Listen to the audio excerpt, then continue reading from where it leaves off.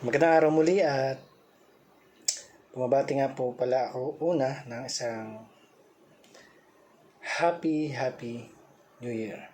So ngayon natapos na natin ang ating series from last year. And ngayon ay salubungin naman natin ang bagong taon. Unang araw ng taong 2024. So ang title po nating topic ngayon ay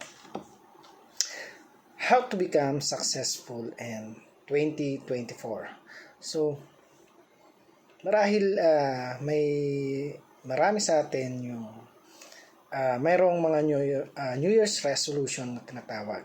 Kung ano ba yung mga plano, ano ba yung mga balakid natin this year, kung paano natin lalampasan at paghahandaan muli ang taong 2024. So, ang ating title ng topic ngayon is How to Become Successful in 2024. So, basahin natin ang kanyang mga salita sa aklat ng Ephesians 5 verse 17. So, sabi dito, kaya nga huwag kayong maging mga mangmang, subalit unawain ninyo kung ano ang kalooban ng Panginoon. So, tunay nga na tayo ay tinuruan ng Panginoon na tamang pagdesisyon at ganun din ay tamang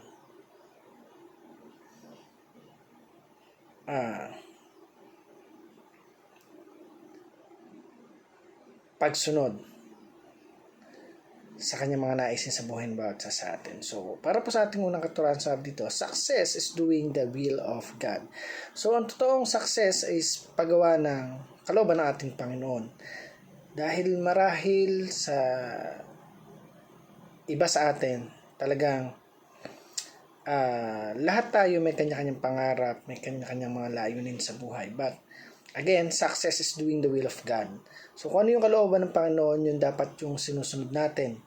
At hindi yung ating mga sariling kagustuhan. Sabi nga, kung ano yung kalooban ng Panginoon, yun nawa yung mangyayari sa buhay ng bawat isa sa atin. At huwag nating hayaan na sundin natin yung kagustuhan talaga natin at hindi kagustuhan ng ating Panginoon. Pangalawa, sabi dito, success is a daily right decision.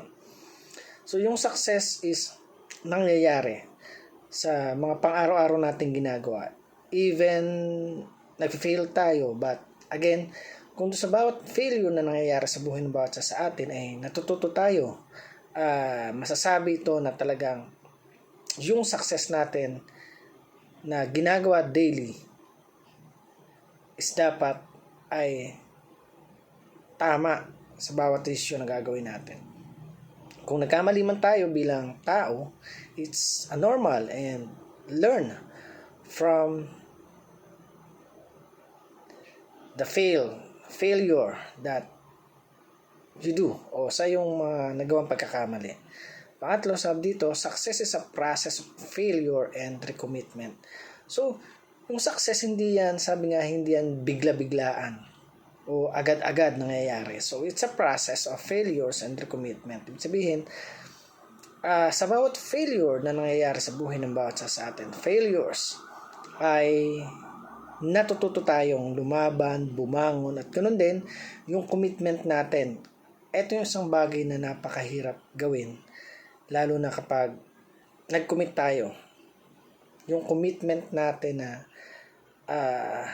magagawa ba talaga natin daily? Magagawa ba na o mapapanindigan ba natin na kaya talaga natin gawin? Isang bagay talaga na even me ay nahihirapan na sundin ito. But again, it's a part of success.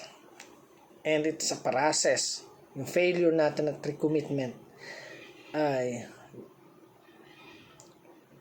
gawin natin na makakapagpa-boost ng ating confident how to drive this kind of failures sa ating mga buhay.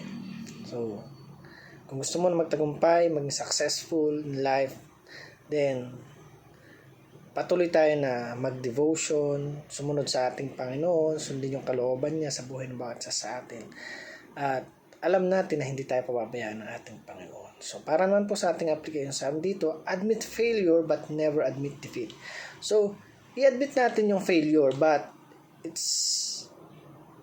ito ay hindi nangangahulugan na i-admit natin yung defeat. So, ang ibig ko sabihin, matuto tayo dun sa mga failure na nangyayari sa atin, na gawin natin to na stepping stone para mag-improve tayo at baguhin yung mga bagay na nagawa nating mali. Hindi para sumuko na lang at itigil na yung pinaglalaban natin. Lalo na kung ang pinaglalaban natin ay paglilingkod sa ating Panginoon at nagkamali lang tayo. Hindi yun magiging dahilan para sabihin na talo na tayo. Dahil tatawanan lang tayo ng Diablo, tatawanan lang tayo nila dahil alam nila kung hanggang saan yung kakayahan ng bawat sa atin. Pero lalong higit na kapag nagtiwala tayo sa Panginoon, ay ibibigay nila ng Diyos yung pangailangan natin upang mapaglabanan lahat ng mga bagay na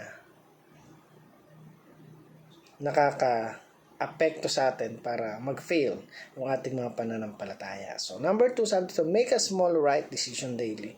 So, huwag mo hangarin na makapag-desisyon ka araw-araw ng mga malalaking bagay o mga desisyon na talagang importanteng kailangan ay pag-isipan. Sabi doon, make a small right decision daily. Kasi yung isang bagay o isang maliit na bagay, once na magawa mo ito ng tama, ay nakakatulong ito para i-improve yung sarili natin. So, again, it's normal na mag-fail tayo, but never accept defeat. Dahil ang nais ng Diyos ay talagang lumaban tayo, ipaglaban yung pananampalataya na meron tayo na walang ibang Diyos tayong sasambahin at pagpurihan, kundi siya lamang. So, sa bawat araw na ginagawa natin, alam natin na hindi tayo perfecto, but sabi nga, yung small right decision daily is malaki yung maitulong para mag-improve yung buhay pananampalataya, yung spiritual nating pamumuhay. So, number 3, sabi dito, never stop recommitting yourself to God. So, huwag tayong tumigil na i-recommit yung sarili natin. Recommitting yourself to God. Kung minsan nawawala tayo ng pag-asa sa buhay natin, always trust the process, and ang Panginoon yung gagabay at tutulong sa atin.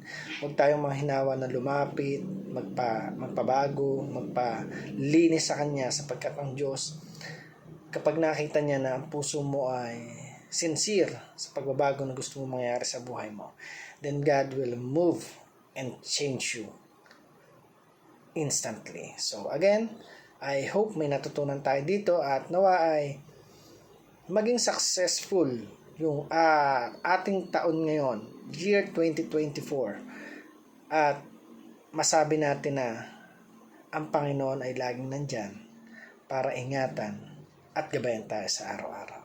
So again, thank you for watching this video. I hope you learned something and God bless you.